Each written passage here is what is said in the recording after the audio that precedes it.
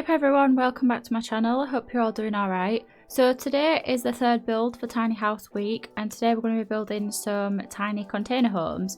So this is a tier 3 tiny house and it uses, what packs does it use now?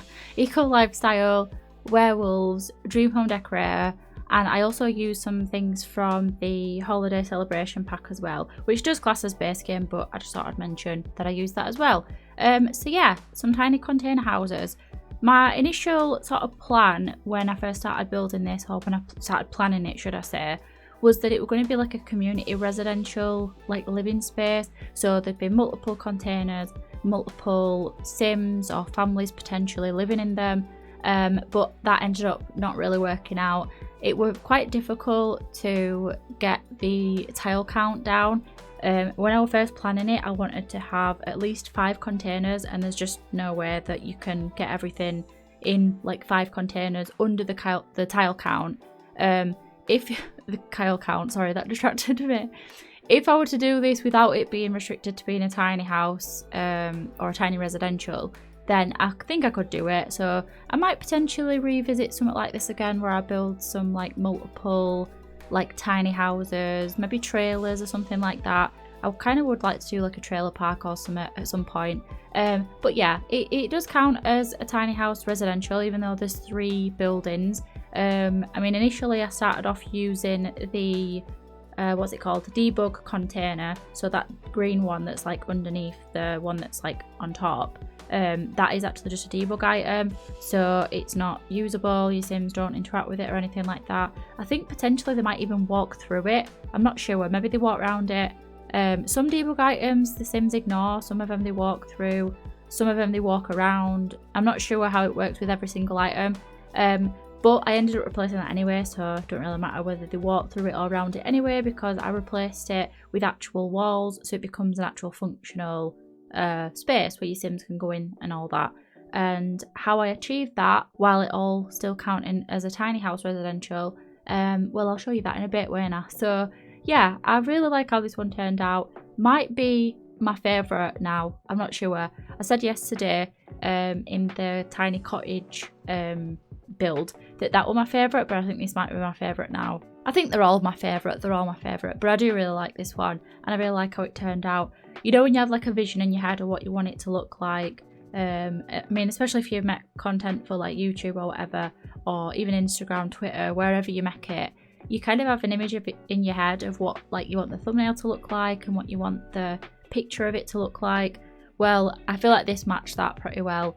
Sometimes that doesn't always happen. Sometimes you can imagine what the build's going to look like and it just doesn't turn out like that, or you make some changes along the way and it just doesn't match what you started off with, or your image in your head that you started off with. But this one, pretty spot on. I would say that it matched pretty well. The one thing that I did struggle with though is the terrain. So the ground, how you're looking at it right now, that's what the terrain of this lot looks like. Like if you demolish the terrain paint, it looks like this naturally, and that really threw me off because I didn't know what I wanted it to look like then. I still wanted it to look a bit like dirt and have some stone in there. I didn't want it to be all like grassy and stuff, but then I was a bit like, oh, should it look grassy? Should it change? Or should I, you know, maybe I should do more with the terrain paint. So that's the one thing that it didn't really match the image, but overall I'm pretty happy with how it turned out. I like that it looks like a community space where multiple Sims live, but the actual function of it is it's more suited for like 1 to 2 Sims. You could potentially move in more Sims here if you use the bottom container, which you'll see me furnish and everything. Well, not furnish it, but build it in a sec. But as it is now, uploaded to the gallery, it's just for 1 to 2 Sims. Another thing that I went back and forth with was the colour scheme. Initially, I wanted it to look like black and white with greys and stuff, but I thought, you know what, we'll go for colourful, because chances are I'm not going to build any more colourful looking builds like for the rest of the tiny house week. I'm not sure yet. As I recorded this video, I've only done 3. I've still got 2 more to come up with and to build and everything. But yeah, anyway, as you can see, I just did the bottom container, and how I turned that into a actual space where it doesn't count as the tile count. I placed 3 walls, and then the 4th wall, instead of building it like attached to the room, I built it separately and then picked it up and put it in place. So it's a functional space, but it does actually count as being outside. So if you do put beds in there, your Sims will like get cold, they'll get rained on if you've got seasons. But if you don't have seasons, it's not a problem. But yeah, I just wanted to mention that, and you'll see me furnish it a little bit later on. But for this build, it's just like a storage space. So yeah, moving on to interior then. So the first container, the red one, this is like the main living bit. So it's where the Sim sleeps and where they like unwind after a day, planting stuff, you know, watering the crops, spraying for bugs, fertilizing, all of that. So it's got the main living space, which is quite a small bedroom, but it is play tested. The whole build is play tested, so everything should work. And then next to the living space, not the living space, next to the bedroom is like the living room bit. Initially, you might have been able to see a little bit as the bedroom were being built. The kitchen was going to be there, but I ended up moving it to the yellow container because I wanted the dining space to be on that little like balcony bit that I built. So the kitchen ended up going up here, and I weren't going to use Dream Home Decorator to begin with, but I ended up using it because it's such a good pack. I can't not use it. I think it suits the eco lifestyle stuff pretty well as well. And I also use it in the bedroom for like the wardrobe, so I thought I might as well use it for kitchen. So I went with like a yellow kitchen to match the yellow container. I don't often use the yellow swatches of the Dream Home Decorator counters, but I think they turned out pretty cute. And yeah, I quite like how the kitchen turned out. It fits this container a lot better than what I started with in the red container, where the bedroom is. I think it makes more sense that your Sims would have the living room next to the bedroom, because I kind of imagine your Sims would like unwind on an evening watching a film with the partner, or you know, whoever they live with, or even on their own if they want, and then they'd like head off into bed at the end of the night. Whereas in the kitchen, you know, you've got that like sort of separate, maybe you're not there as often. I don't know, I feel like it makes more sense the way that I ended up doing it. And also I fit the bathroom in the bedroom living room container as well. Bit of an awkward like floor plan for it, but I think it works out. And like I said, it's all functional, so your Sims should be able to use it all just fine. But yeah, I really like the layout of it all. I think practically it would be kind of annoying to live here in real life, but you know, maybe in the Sims, maybe it won't be that annoying, I'm not sure. Having to walk upstairs every time you go for your breakfast, and then every time you have your dinner, or you want to get a snack, or when you have your tea, your supper, whatever, having to like walk outside, walk up some stairs, go in a container. Maybe it would be a bit annoying in real life, you know, maybe it wouldn't necessarily be for me, I'm not gonna lie. But in the Sims, I think it's a cute little like build. It's a cute place to play in, and I had a lot of fun play testing it and everything, and playing around with the plants and the candle making bit. And I've also put a woodworking bench down as well. I wanted it to have quite a lot of activities and stuff for your Sims to do, but I also wanted it to be off the grid, so I had to keep in mind like what things your Sims can actually do. So I've put down some stuff that uses electricity, that uses power, but they've also got like a fair few solar panels, they've got a wind turbine thing, they've got the water collector, you know, they grow their own plants. So yeah, I think it works out as being a good lot to actually like play on, where you can like live off the land sort of thing and provide your own power and all that. So yeah, just going back to the red container now, and this is where I built the bathroom. Because this is built on a diagonal, it was being really temperamental with what it was letting me do. I'm not really sure what the problem was, why it weren't letting me build like a normal shaped room. So I had to make it like this weird diagonal thing, and then we've got this like random corner that, you know, it's not usable. But you could imagine that's where your pipes are in the walls, all your pipes and your power. Maybe it all runs through that little triangle thing.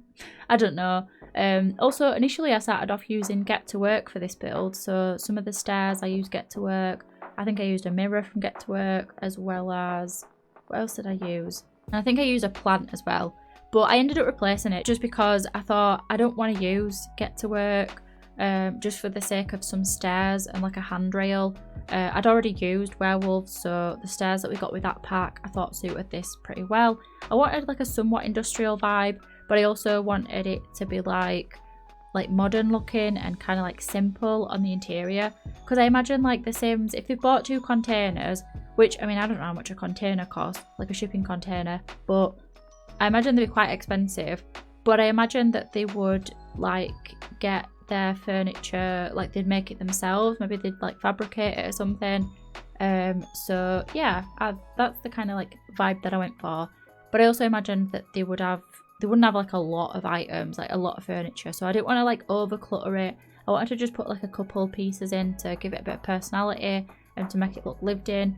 But I didn't want to like overfill the containers, do you know what I mean? Like, I think with them being like small spaces, you won't want like tons of stuff, would you? Because it'd feel a bit like claustrophobic.